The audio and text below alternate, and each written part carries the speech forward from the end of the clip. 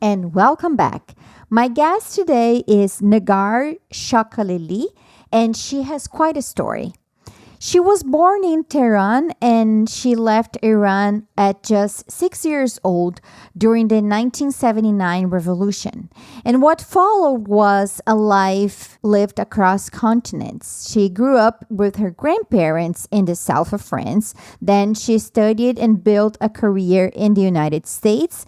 And she also met her husband in the United States. He's from Switzerland. So eventually both of them decided to settle in Zurich, where they live today with their two daughters.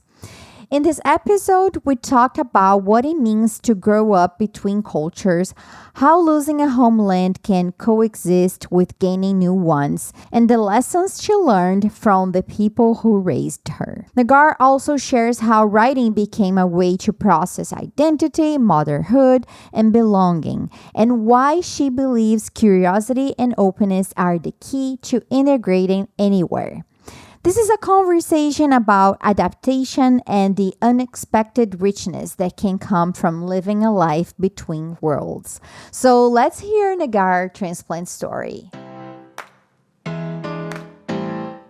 Welcome to Transplants, a podcast featuring conversations with women thriving in new roots abroad. I'm your host, Laura Perucci, a Brazilian journalist calling NYC home for over a decade. Each episode, we unpack the transitions, culture shocks, setbacks, and joys of starting a new life in another country, so you can learn from their insights and make your own bold move. Because I truly believe real stories are the strongest way to spark real growth. Hi, Négar. Thank you so much for being here, and welcome to the show. Hi, Laura. Nice to meet you. And thank you so much for reaching out to me. I mean, your story has so many layers and so many places that you've been. And I guess I wanted to start from your earliest memories. I know that you left Iran really, really, really young at age 6. So what is like the earliest memory that you trust from Iran when you were 6? Not a story that you were told, but the image, the sounds, what you remember. Yeah, so it's actually very vivid in my mind and very specific because something traumatic happened. It was the revolution, the 1979 Iranian the revolution. And but inadvertently, my nanny had taken me in the streets. We were not supposed to be there. And I remember the crowd, the people around me, the aggression, people chanting. And so that's kind of like the a vivid memory that I have. Of course, I also do have from when I was 6-year-old family memories, of of being together as a family that then I have been away from in essentially all my life after we left Iran. But I remember quite a bit from when I was 5-6 years old because it was such a time of transition. And besides this memory that you have from the revolution, being on the streets, what are like the candid memories that you have from this age? Yeah. So I remember family life. Iranians are like Brazilians, right? Everything revolves about food and family. I remember, Fridays was the weekend back then, getting together at my grandmother's by her poolside. My grandmother and the person who was working with her cooking, and a lot of the Persian dishes. The smell of the food is really visceral. Like I remember it when we cook here. It's as if I'm transported back to the time in Iran. So I remember family life, food, street food. So in Iran, one of the street foods that I loved was grilled corn. You really could smell it. And so that's something that I miss because I never get to have it as good as it was back then when I was in Iran. So I think the nicest memories is around family and food. It's so interesting how food can have that presence in our Yeah. memory, right? When we smell something, I just think it's fascinating. Do you think you you understood what was happening at that time? And I know it has been a long time, but like, do you remember also what your family would tell you at that time, and how long it took you to fully understand that you were from this country and then you were this refugee and you're living in another country? So how that developed over like the years after that?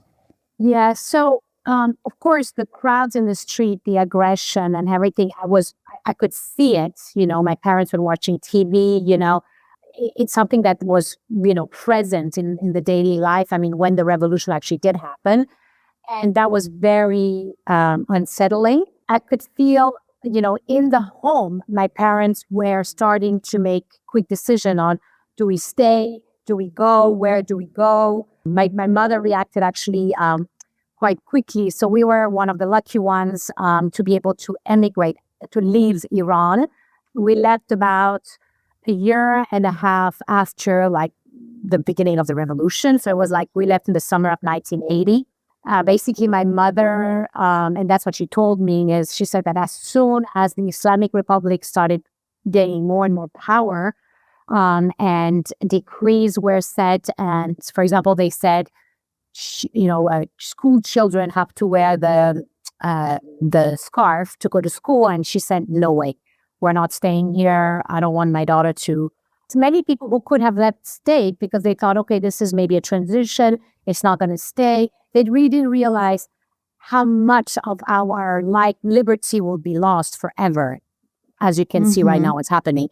And somehow my mother felt it, that this is not good. It's not going to be good for a long time.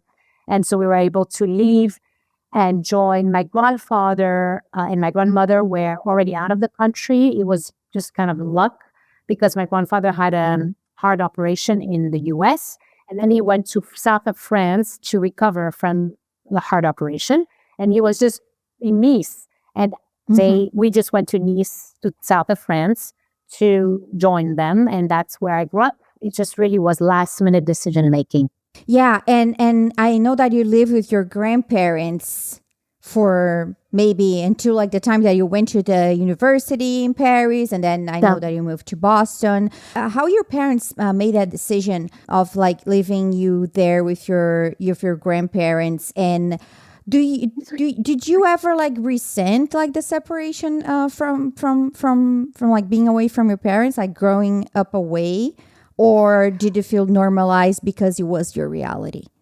I think it became my reality. So I didn't have anything to compare it to. I was really close to my grandparents, so it was a wonderful plan B.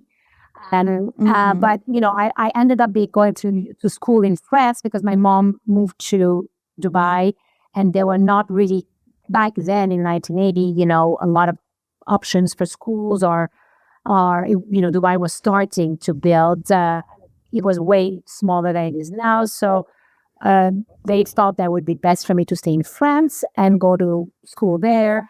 You get used to the situation. It's obviously the best case scenario is for you to stay with your parents and all of that. But it just didn't happen. But many things changed in our lives. We lost everything.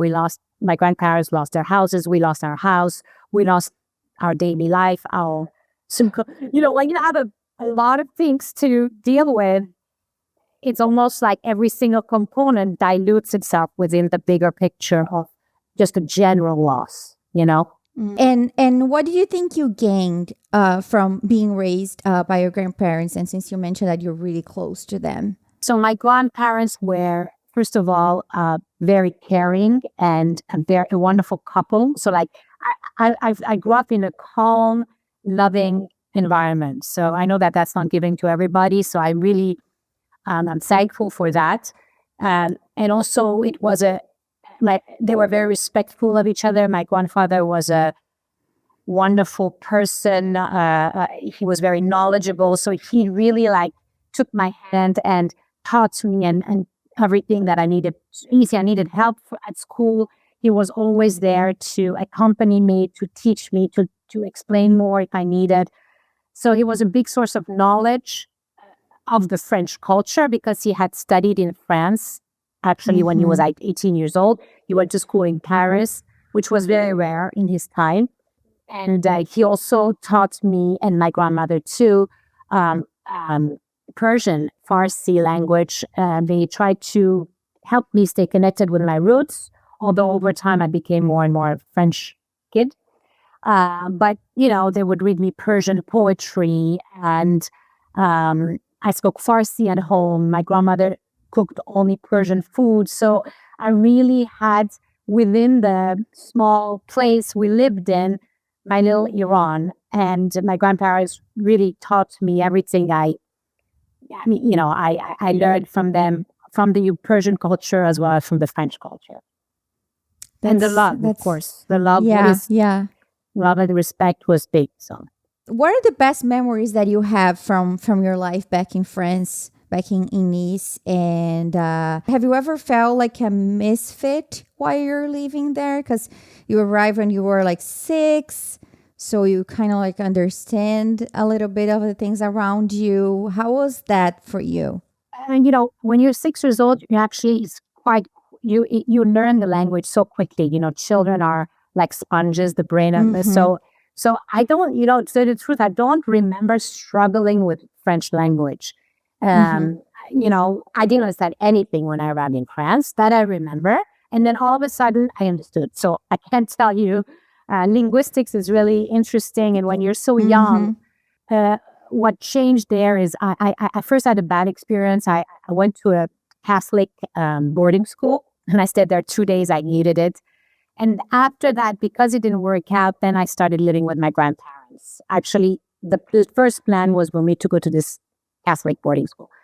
And anyway, so when I started school in France, it was somehow we're not even Catholic, but I went to a Catholic school, and that was a day school, and it was wonderful. I had the best teacher. She really took me in. I still have contact with her, actually. I joined first grade, and she gave me private lessons twice a week at home. And she really carried me through. And thanks to her and to the whole class dynamic, I really just integrated very quickly.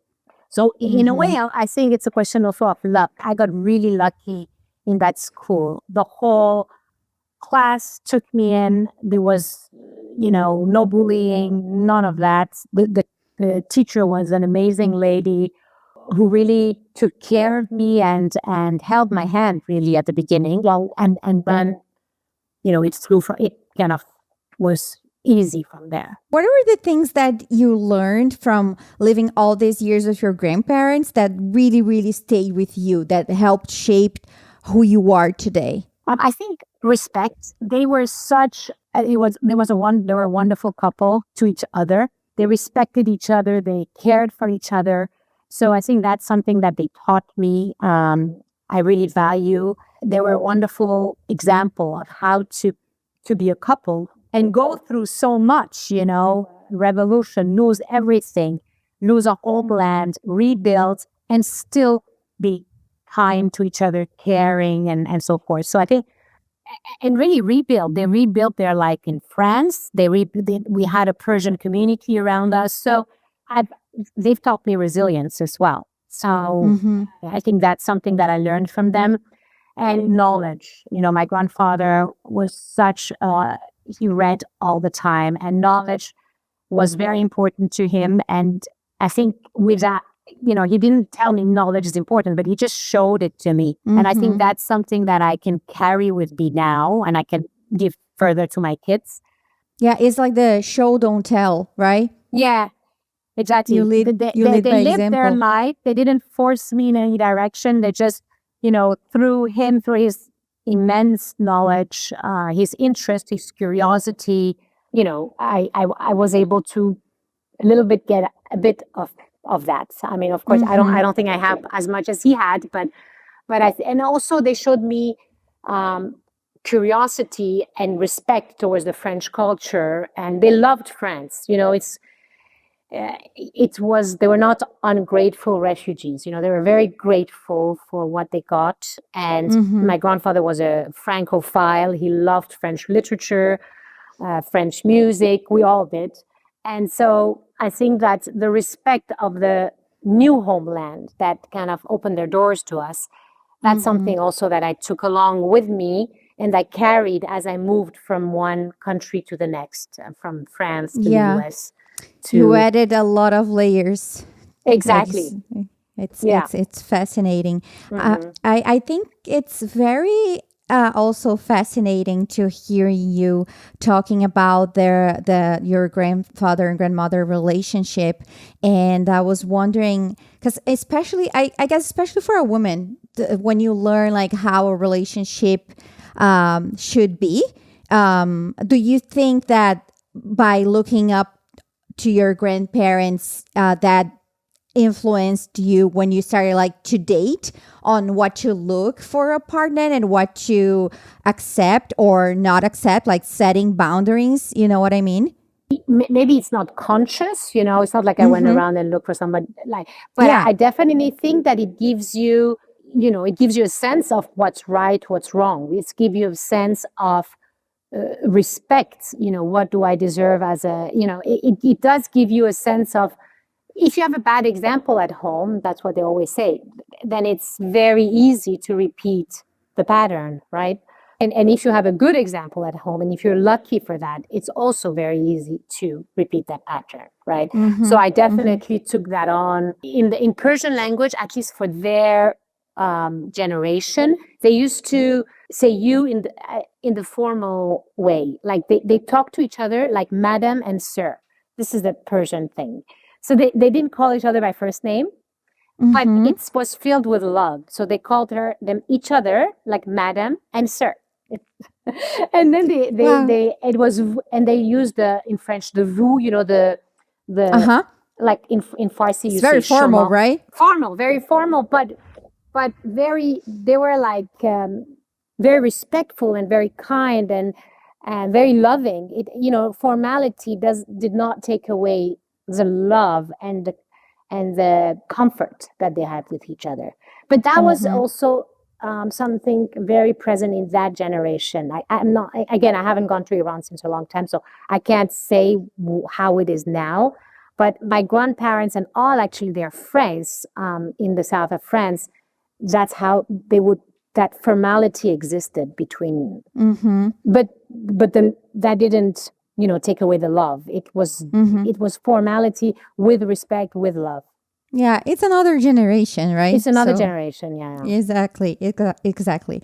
When you went to Paris to study, maybe I missed that in my research, but what you went there to study, and then also you decided you wanted to go to the US to study there. So I just wanted to understand what field you were studying at that time, and then if you could talk about this move to the US. Why the US? I think I read your article. I think it's a recent one about your experience in getting the visa. How was that, like, nerve-wracking because you had an Iranian passport, but you made it, and you also like talked about how your experience in Boston was incredible. I was a teenager and always loved the US, the idea of the US. When I finished my high school and I got my baccalaureate in the French system, I didn't give up the idea. I don't know, I was just I had gone to the US when I was 14 years old to a summer school in Virginia, and I loved it. So I always said to myself, I want to go back and go to university there. And because in the French system, with the baccalaureate, you get the results in June, like at the end of the year. You don't know ahead of time if you will know only at the end if you pass or you don't pass, right? Also, I wasn't really ready to apply to American universities in the US like a year in advance, like what is usually done. So I decided to go to the American University of Paris, and that was a little bit more flexible in terms of timing. And I loved it because it was Paris, because it was American University, and Paris. And so I went there for 2 years and I studied international economics I randomly picked my major because I didn't. When you're in the French system, that's one thing about French system is you don't really have. They don't teach you that choice is there, and I never really thought through what I really want to do. But I did economics, and I had a wonderful time. But I still didn't give up on the idea of going to the U.S. So I had then at AUP, I saw a flyer about transferring to Boston University. So I just transferred. I just applied and transferred. I didn't even apply to any other universities because I don't know. I don't plan ahead of time. And in terms of the visa, and it having an Iranian passport is difficult, especially, I mean, now, or I'm assuming, but it has had its ups and downs of difficulty, but has always been difficult. But I did get, I mean, I had my, I was a French resident. So I had a French residency. I grew up in France, but I still had my Iranian passport for different reasons. I hadn't applied for French citizenship. Went through the whole process of going to the American embassy, getting a visa, and got a student visa, and was able to then finish my junior and senior year in Boston University.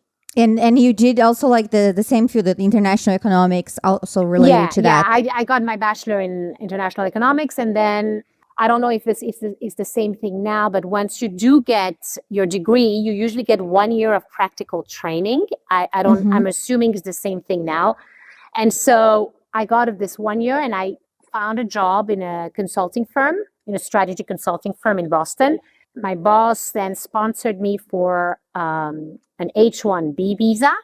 Okay. And then she sponsored me for a green card. So I got it through my whole process. I got a green card, but never the U.S. citizenship. And How many years you stay in the U.S.? I think I moved there in 1993, and I moved to Switzerland in 2005. That's a long time. So you basically came as a student and started to work and got all your documents. And then when you met your husband, you decided to move to Switzerland. Wow. Yeah. I mean, I was planning always to stay in the US and to become American and everything. But then, my husband is Swiss. I met him in Miami, and we decided, I mean, a lot of my family is in France as well.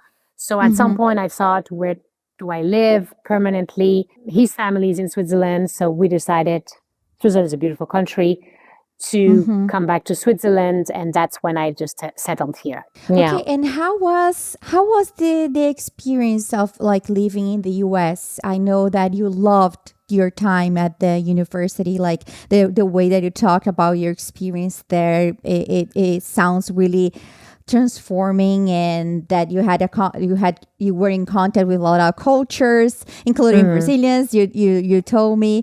So how was that? Was it like better than you expected, because you were really excited to move to the US and study in the US, and you did everything that you could to do that? Was like better than you expected? And in which ways do you think that this experience living in the US offer something that maybe France never offered you, or wouldn't be possible to offer to you? Well, it was way better than I had hoped. So Boston, I think Boston is a micro, place, and 200, I don't know, I think it was 50 plus universities, 200,000, 300,000 students. So I remember end of August, you have U-Haul vans everywhere. Everybody starts a new life. So you really feel the energy in Boston. It's just such a wonderful city. You have got the old Back Bay, New England, and the student life. So I think it was the best place I could have asked for to study. And you've got the melting pot. You have students from all over the world. I'm so thankful to have met people from all over the world. I mean, I think that's some of the best that the US has to offer, this melting pot, this internet. Unfortunately, despite what's happening right now, this multicultural part of the US is what we all gain from. And so that probably was the best part. I don't think I would have had the same thing here. In Europe, you don't have that, at least not on a university level, this feeling of students from all over the world. And the multicultural part is less felt here than it is when I was in Boston. And then the university system was great. I mean, I really enjoyed. You have a lot of free time, so that's great, and a lot of flexibility in choosing your classes. That's something that I didn't have in the French system. And Boston is a lovely city. So the whole package was something that I would do again anytime. There are a lot of misconceptions attached to certain countries and ethnicities, and like you already mentioned that it can be difficult, for example, to hold an Iranian passport. So we start from there, right? And we can talk about a lot of other places that have that. Did you have that experience when like you felt that people had a story or a misconception about you before they actually knew you? And how did you deal with that? Or because let's say in Boston, you have so many people from so many places, maybe that doesn't happen that often. I never really felt much prejudice. The only time is really when you travel when you show the Iranian passport, that at the border control, always, the side look, the double check, sometimes they even called the FBI, I mean, they would there was a time where they would just like follow you to the gates. It was crazy. I mean, I don't know what they're doing now, but they actually... Even when you had your green card? Even when I had my green card. I remember once we checked in, they actually called, because I was coming to Europe, they called the FBI. Some guy came, like 10 times my height. They put on my boarding pass like 4 times S, I'm assuming quadruple security or whatever, and then followed me through security control, which was like for the VIP path essentially. So those things I've had for sure. And but when you are in the country and within Boston, and not at all. Not at all. I didn't feel. Of course, there's always this feeling of my name is very different name. How do I pronounce the name? But that's not prejudice. That just, that's not. So I didn't feel it much. In France, sometimes a bit more in the south of France, right? I mean, I think that I'm lucky because sometimes, there, as a woman, you get for these things, maybe sometimes it's softer. I can't talk about having re-experienced any of the prejudice. It's only in traveling, only border, and otherwise my experience was quite good. And I'm sure it's different now and things have changed, unfortunately. But back then, that's why I wrote my article. It was nice. It was very nice. Well, I'm glad that you didn't have those issues, because we it can happen. So you met your husband while you're living in the U.S. So I would love to learn more about like the behind the scenes of how you met him. So if you have like a great story that how were you in Miami? So we met actually in Millennium 2000, Y2K, in Miami. The reason why I was there is because I had an Iranian passport and I wanted to go somewhere with my friends in Mexico and everything, but it was complicated to get a visa because I needed a visa to get in and out of the country. And so we decided, okay, where do we go to celebrate the Millennium New Year without leaving the US? So we went to Miami. A friend of mine, his parents lived in Fort Lauderdale. And then last minute, we found the tickets to the Gypsy Kings Blondie concerts in 31st of December, 1999 on the beach, South Beach. And so we went there. This is the only tickets we found. And I met him there. He was actually, he came to the concert as well on the beach. And he was actually in Miami training for the Olympics. He he was a sailor. He sailed and he qualified to go to the Olympics in Sydney with his brother. So they used to sail a boat. It's called the Star Class, a star boat. It was Olympics. It's no longer Olympics. And so he was training. Miami is a good place with the wind and everything to train. And so he was training for the Sydney Olympics there. And so we met. That's how I met my husband. Oh, and then you lived together for a while in the U.S. before you moved to Switzerland? Like you got married in the U.S.? No. I went back to later on. I was laid off because of my job in Boston. Then I decided to go to Europe, to back to France to do my master's in supply Mm-hmm. chain management, and then I was closer to him. And then we came together to Chicago. I worked and he did his master's because he stopped sailing. He stopped his sailing career and he did his Mm-hmm. master's in architecture at IIT in Chicago. So we lived together 2 years in Chicago. And then we Mm-hmm. decided to get married and go back to Switzerland. And then you change your life again. Like you went from France to this like over 10 years in the US, I guess pretty adept, right? Yeah. You got like the green card, almost got the citizenship, and then you got to another country, which is like Europe, but it's another country. Like France is not Yeah. Switzerland. And you mentioned something like there are similarities, but it's different. So at what point you knew that he was your guy? Like this is the guy that I want to marry, to feel safe to like take this other step and move to another country and starting a new life, which I think you're not that afraid to do that from your story. Right. But yeah, what was the evidence? Like, this is the guy. I think it's probably the kindness, right? I mean, maybe that's from my grandparents' example.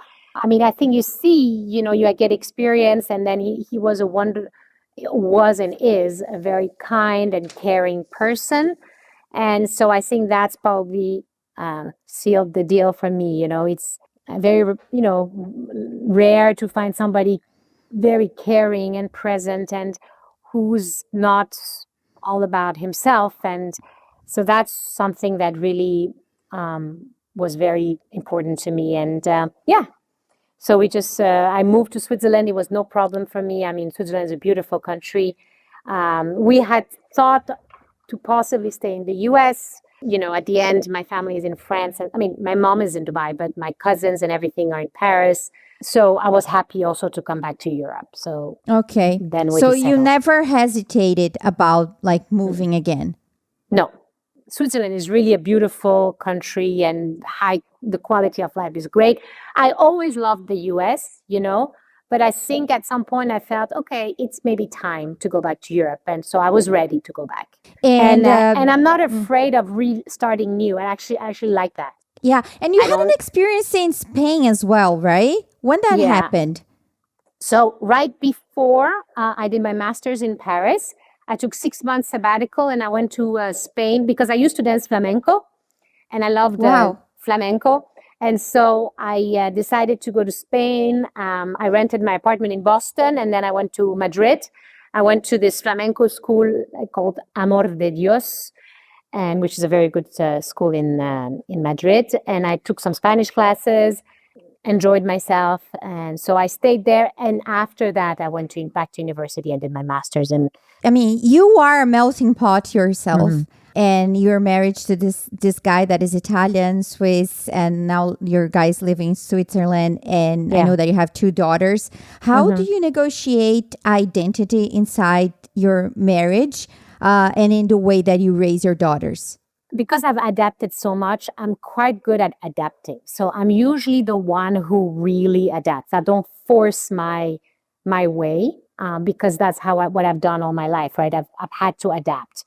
And then, in terms of, for example, language, so religion, I'm agnostic, so that's not even a discussion. I don't have a religion. I don't follow religion, so that's not a problem, right? So then, way of living, I'm very European in my way of living. Although I love my Persian roots, but I'm not, fluent in my Persian roots. So I have to I struggle also to keep in touch with my Persian roots. So it's not like I had to bring all my Persian way of living in. I had what I brought in was maybe the language, and that was French. I started speaking French with my kids at the beginning. because my Farsi is fluent, but not to the point. I mean, I speak it, but not perfectly, So, Mm-hmm. I opted for French, and then it moved to English because we speak English in the family. And then over time, I think through food, I brought in. They make fun of me because I always put saffron in every food I do. Like Mm-hmm. I take saffron everywhere, so that's kind of my Persian roots that is kind of sprinkled everywhere. My kids are very close also to my mother, who is Iranian, and so I think they got the Persian part naturally. And then my eldest daughter, she's very, very tuned in to our Iranian side. So she actually, when she turned 14, she asked me to take Farsi classes. So she goes every weekend on Saturdays to Persian school. It's her choice. My old Mm-hmm. youngest one doesn't. It's fine as well. So, Mm-hmm. so I guess it's not really, it wasn't a negotiation. It just happens naturally. I try to bring in what I have from my Persian culture through food, through celebration of the Persian New Year. That is something I do. It's called Nowruz. It's on the first day of spring every year. So we do celebrate that. Apart from that, probably I didn't pass on enough of the language, and there's so much more I could have passed on, which unfortunately slipped by because, in a way, I'm a creature of many origins. I'm curious to know like what's your approach in terms like adapting to a place, because you say you have no problem with that. So do you have any advice for people, because that's something that can be really hard to some people, especially when you talk about moving to another country, depending on how different that country from your country. But it's always gonna have some friction, even if you speak the language. Like you already Yeah. mentioned on your Substack, like when you're comparing like France to Switzerland. So what's your advice to make this process as smooth as possible? I think curiosity, you need to, if you come in negative and say, oh, this is not good, this is not good, then it's just not going to work out, right? You just have Mm-hmm. to be curious. There's a lot of things from the Swiss that I've learned, timeliness, more or less. They're very organized and timely. And this is things that I'm not good at. And I've kind of adapted. I've kind of taken that in. My husband will say I'm much better now in not being late. And so there's always something to gain from wherever you move to, right? You may miss where you're from originally, but then you can build a small community. Like I miss a lot sometimes my French part, and I have some French friends here, and we go to see French theater, and we get together, and that's great for me. That keeps my connection to my French origin. I read some French books, so that helps. And in terms of and Switzerland, I mean, I think you need to see all the beauty that it has. I mean, there's so much good that you can gain. I think it's just a mindset in general. So if you move somewhere new, you need to be open and curious about their culture. There's so much to learn from another culture that if you stay curious and not negative, then whatever is hard will be smoother. I mean, I Mm-hmm. started writing my book. It's after 15 years ago, when it was very hard for me. Actually, I had a hard time as a mother in Switzerland, because Mm-hmm. that's a completely different story, right? There's a Mm-hmm. level of loneliness as a new mother that kind of, it was very hard. That was probably one of the hardest things. Not because parenting is hard. Parenting in another country, another culture, another language that I didn't know, Swiss German, yet, that I didn't understand, and away from my mom, my dad, my sisters. All of it was hard, and the new culture. So it was just a lot. So that's when out of the, in a way, it was difficult. Like after my first birth, I was struggling. And I started writing. I was never really into writing down a journal or anything, but somehow something pulled me in. And the way Mm-hmm. I started writing is I wanted to write differences between cultures. That's kind of what Mm-hmm.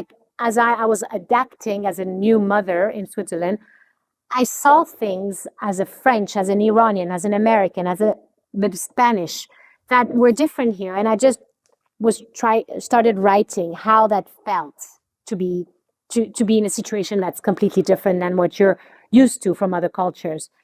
And then it evolved. And if it's difficult, if you have a creative process that helps you through the difficulty, that helps you ponder on things, analyze things, it will help. That's the writing part really helped me. I must say I'm glad I hang on because I'm very happy in Switzerland. It was a time that was very hard because I was not yet fully integrated. But you need to be patient. That's another thing. Patience is key.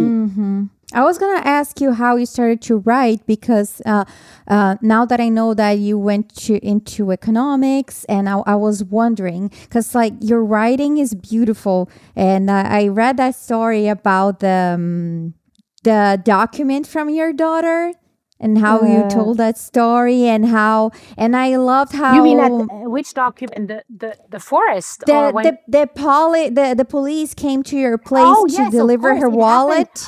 It happened like 4 months ago. It was like now. Yeah, and you were so pissed off, right? Like, because it was like in the middle of the night, and they then came up yeah, and then you were just like complaining to your husband, and then he said something like, yeah, but maybe they wanted to check if she was okay, and you're like, huh, yeah, that's a good point. And I love that. That's a great example on like putting things in perspective and I think that's the beauty of living between cultures.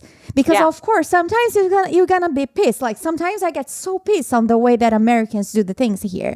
Yeah. Like in Brazil, it's different. It's not like that. It's so much easier. Some other things are so more complicated. But that's the beauty, right? That you are in the middle, and then sometimes you get pissed, and sometimes you get like, oh, never thought about that. Yeah, but that's what's great. That's why I'm writing this book, because I want to say that if I had to integrate, I'm an immigrant. I left my home country because the Islamic Republic took over.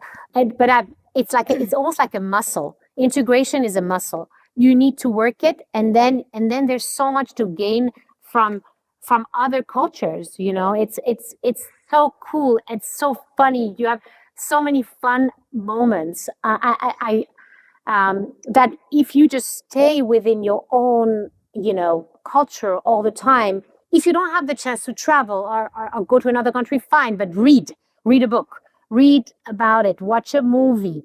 And the more you expose yourself to situations where that is out of your comfort zone, out of your norms, out of your cultural norms, and the more you think through your cultural norms. I mean, like my husband at 3 a.m, I was just judging. He said, like, think about the safety, because the police thought maybe she was something happened to her at 3 a.m. And I didn't even think of that, right? You learn a lot. It teaches you to change your perspective. And that's so important. It teaches you to be tolerant. It takes away all prejudices. Nowadays, for example, it's as prejudice and nationalism increases all over the world. I think that's why I'm trying to publish my book, to say, hey, it's so interesting to go towards another culture and let yourself be surprised by the cliches that you have adhered to, or that you always thought was true but is not true, right? Let yourself be surprised. That's what I want to say. And it's so interesting and so enriching. So if you have a chance to go towards other people, other culture, learn about them, let yourself be surprised, you will just gain from it. So it's even from a selfish perspective, you just gain. Yeah, I love that. I love it. And I wanted to comment on the writing as well, that it's very grounding. It can help you in so many ways. And you started as this this, I guess, like a self therapy, because you were like facing this hard time with the motherhood, and then it evolved to something so beautiful, and now you're writing a book. And of course there are other ways to ground yourself, but yeah, writing, I'm saying this as well because I started journaling 2 months ago, and Yeah. it's shocking actually. How it, yeah.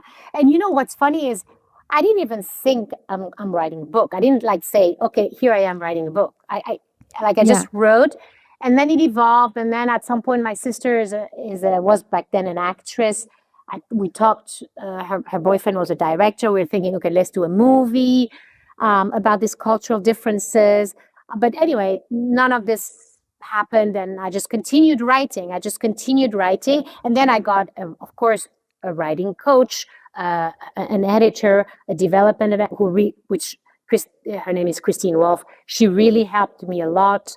So I also learned a lot in the process. The first time I actually wrote a sentence, it looked very different to what's happening in the book right now, because I got help Yeah. along the way. I got over 5 years writing coaches that helped me learn how to write, how to express myself, how to write dialogue, how to make a reader feel part of the scene. This is a skill that one can learn. So it's not like I didn't go in it as an expert. I didn't go in it as with the goal of writing a book. It just developed that way. I love that. I was gonna ask you if you had siblings. So you have one sister? Two. I have two half sisters from my father's side. Oh, yeah. Oh, yeah, because your dad got married again, right? Yes, exactly. Yeah. Okay, So but my dad lives in Toronto, and my one of my sister now moved to Mexico. She lives in Mexico City, and the other one lives in Toronto. Oh, okay. Okay. Yeah. Wow. Your family is everywhere. Once you left Iran when you were 6, I know that you went back once, right?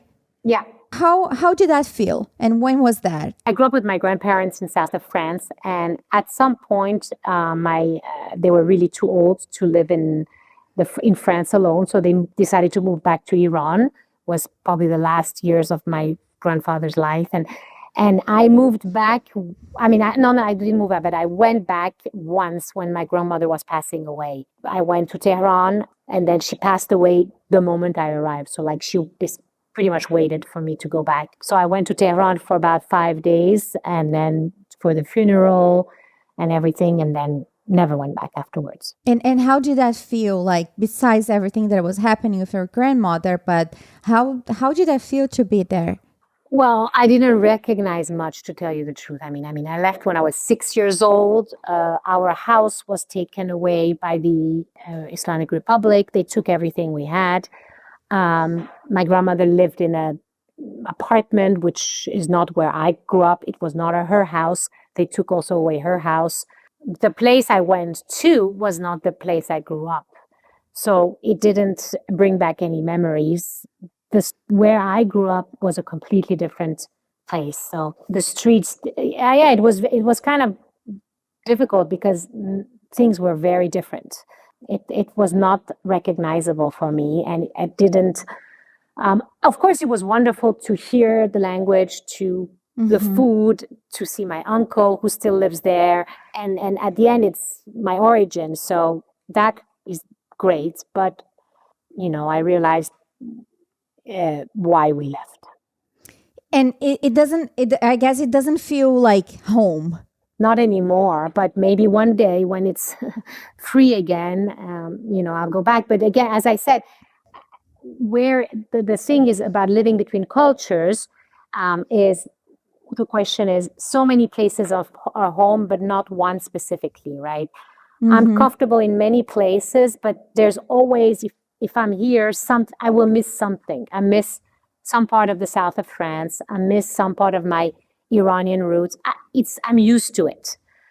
So I can't say this one place is home. I mean, now it's Switzerland because I'm comfortable living in Zurich, but home is a moving place.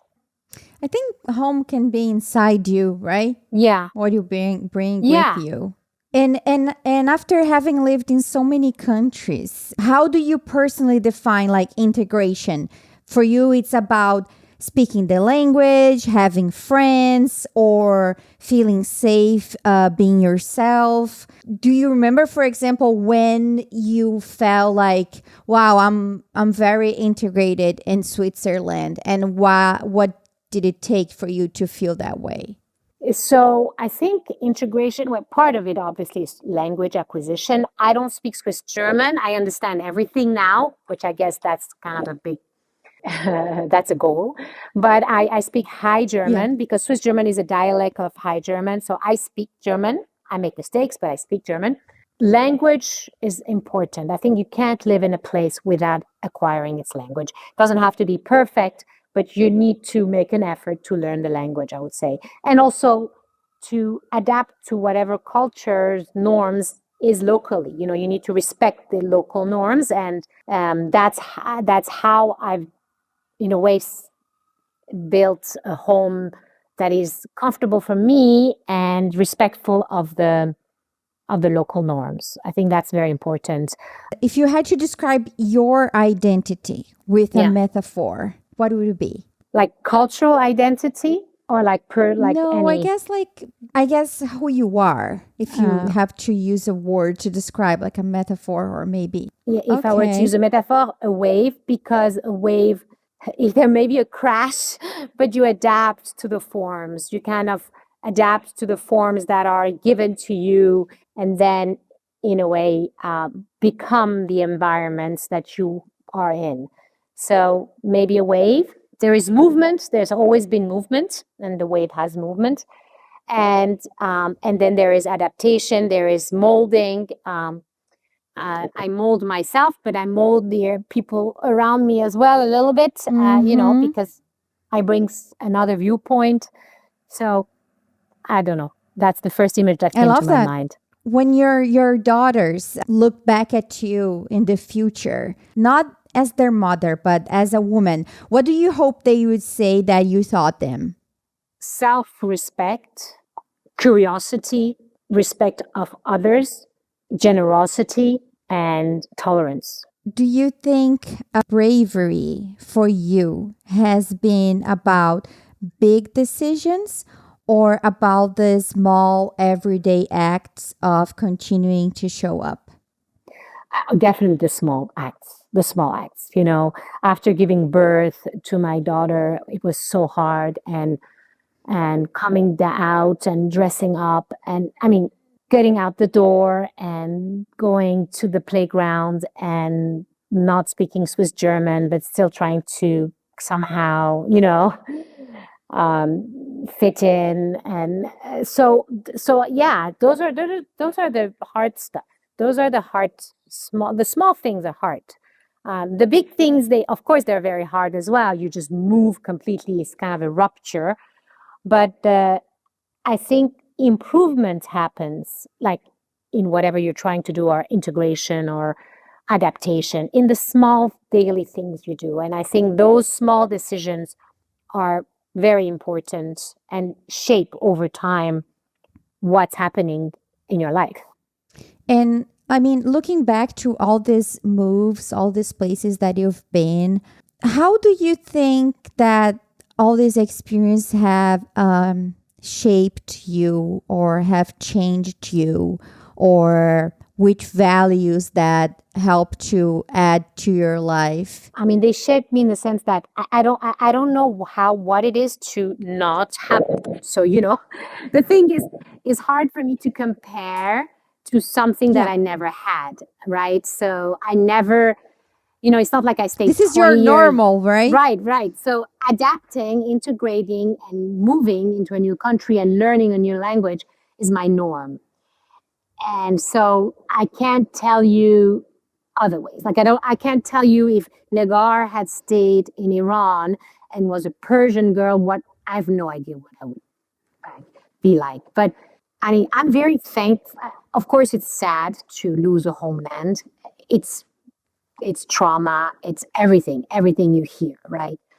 But also, and that's also the focus of my book, is you gain so much from other cultures. Like I love the French culture. I love the French literature, music, France as a country, French people. I love the US.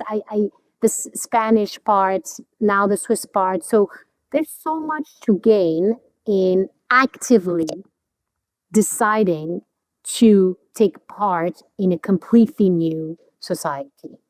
There is so much to gain. There is effort, of course, there is effort, and there is always that background of loss, right? But there is also gain. The French culture they brought me so much. I met US back then brought me so much.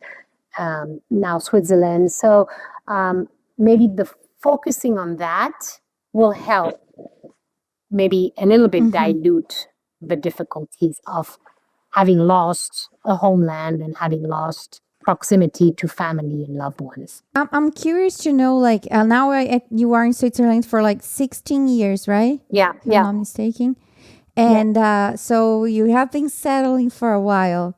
Doing the math, this is the place that you spend, well, after France, perhaps, is the place where you spend more years of your life? Right. Yeah. Because in France, I was in total, I mean, from 6 years old to 20, about 20 years old.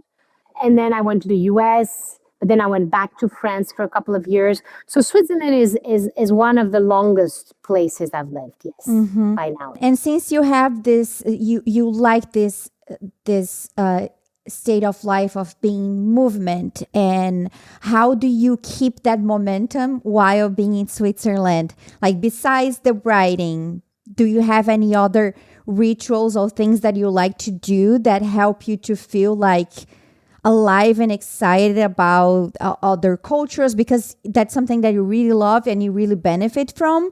I think, one is books. I read. So I think books take you so many places, right? You don't need to travel. Books really are, I love to read, so I read a lot, and then that takes me to other places, cultures. And otherwise, Europe is a wonderful place to live in, right? So with a train, you can go in 4 hours from Zurich to Paris, 3 hours, Milano. Traveling in Europe and quickly being immersed in another culture is very easy. And in Switzerland, you've got 4 different languages, 4 different parts, and very different cultures in a way. There's the Italian part, the Retro-Roman, the French, the German. So in an hour, an hour and a half, I can be in a French speaking part of Switzerland. So Switzerland is lovely because it has such a wide cultural base, right? So those are the ways I can really move myself if I, experience another culture if I feel stuck a little bit. Besides the book, what is in the horizon for you? Well, for now, this book is a big project. So I have a publisher, which I'm going to be. We're finishing. I'm editing it one more time, and then, the whole publishing process takes so long. So it's due to come out in summer of 27, and I continue. Following, building as kind of a social media presence, and following news around my home country, which are right now, unfortunately, really bad, trying to stay involved on that end and trying to give, at least a voice to the people of Iran who have been shut down from the internet and, killed in the past month or so by the government. So those are things that keep me busy. And do you think you continue to write, maybe writing another book after this one? Maybe having other people's stories. So that's trying to share other immigrants' stories in terms of adapting new places, possibly through movie or possibly through another book or a podcast or so bringing other cultures to listeners, viewers, readers is something that I would love to continue doing to help people widen their horizon so that we try to stop prejudice and help people broaden their viewpoints. It's a beautiful plan. I Yeah. can wait to hear more. And so tell people where they can find you. Tell them about your Substack. I will link everything in the description. Sure. So I'm active right through writing on Substack. It's my Substack is Echoes of Elsewhere. On Instagram, I am at Négar at Echoes of Elsewhere. You can also find me there. In terms of the book, there's no website. There's nothing. It's still in the production phase. So once I do have a landing page, and it's probably in the next 6 months or so, I will let you know for sure. Yeah, and people can just get connected through your Substack, and you're gonna publish everything and then about I will that. Update Yeah, for sure. Yeah, exactly. I wanted to say thank you so much for sharing more about your story and for your time. It was really, really a great conversation. I love your advice about adapting. It's really inspiring to hear you speaking. Thank you so much. So thank you for reaching out, for finding me, and for giving a voice to women transplants. So I think it's great that we discuss these things because it's very important, especially in the current era. Yeah, and keep me posted about your book. I can for sure. Can't wait to check it out. If you like this conversation, you can send me a message, send Négar a message as well, and we'll talk again soon. Bye. Thank you so much, Lara. I hope you guys enjoyed this conversation with Négar, and check the links in the description if you want to connect with her. I'm really looking forward to check her book because her writing is just fantastic. And yes, every time that I record a new episode with a woman living abroad, it's always so fascinating because people can have so many different stories. I mean, can you imagine her story is so unique, and at the same time she was able to live so many experiences. Yes, it was fascinating. And don't forget to follow us on social media and also rate us on Spotify, on Apple Podcasts. Please, every little step help us to spread the word about the stories. And if you are a woman living abroad, or if you know a woman living abroad with an amazing story to share, please reach out to me. And other than that, thank you so much for being here. Until next time, bye.